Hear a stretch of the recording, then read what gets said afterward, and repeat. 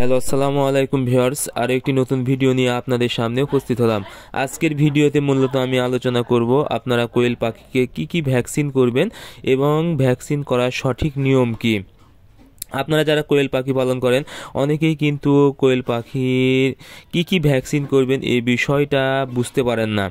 তবে আপনাদেরকে একটি বিষয় লক্ষ্য রাখতে হবে, ভ্যাকসিন কেন করা হয়। ভ্যাকসিন মূলত কিছু মারাত্মক রোগ আছে, যে রোগটা হলে পাখি বা যে কোনো ধরনের মুরগি কিন্তু অনেক মারা যায় বা এই রোগ থেকে রিকভারি করা সম্ভব হয় না, অর্থাৎ আপনারা অনেক আর্থিকভাবে ক্ষতিগ্রস্ত হয়ে যাবেন। এই জন্য ওই মারাত্মক রোগগুলো যেন না হয়, এই রোগের ভ্যাকসিন কিন্তু করা হয়।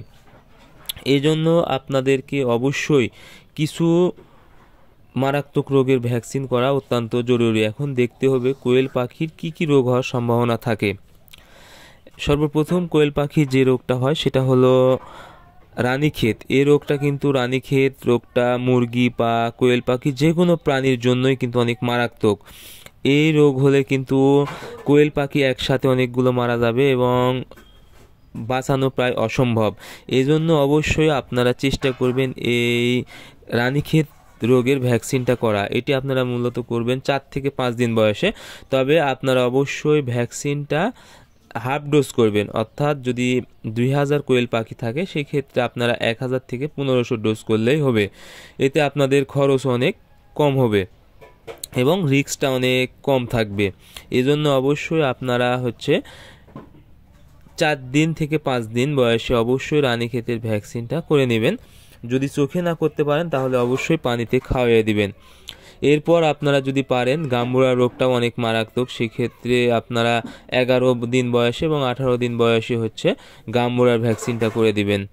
এবং এরপরে লাস্ট সেটা হলো 24 দিন বয়সে একটা রানীক্ষেতের ভ্যাকসিন আপনারা করে নেবেন। রানীক্ষেত রোগটা যেহেতু অনেক মারাত্মক এবং গাম্বুরা রোগটা মারাত্মক, এই জন্য অবশ্যই রানীক্ষেত এবং গাম্বুরা রোগের ভ্যাকসিনটা আপনারা এই 4টা অবশ্যই মেনটেন করে করবেন।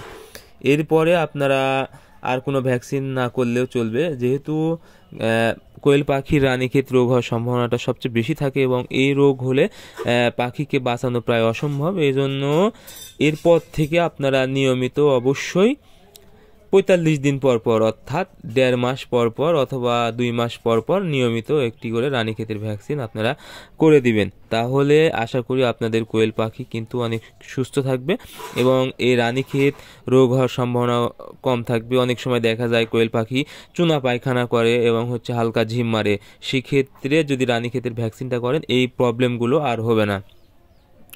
আপনারা অবশ্যই কোয়েল পাখিকে সুস্থ রাখতে এই ভ্যাকসিনটা করবেন, রানীক্ষেতের ভ্যাকসিনটা আর গাম্বুরার প্রথমে 2টা ভ্যাকসিন যদি করতে পারেন আশা করি আপনাদের কোয়েল পাখি দীর্ঘদিন সুস্থ থাকবে।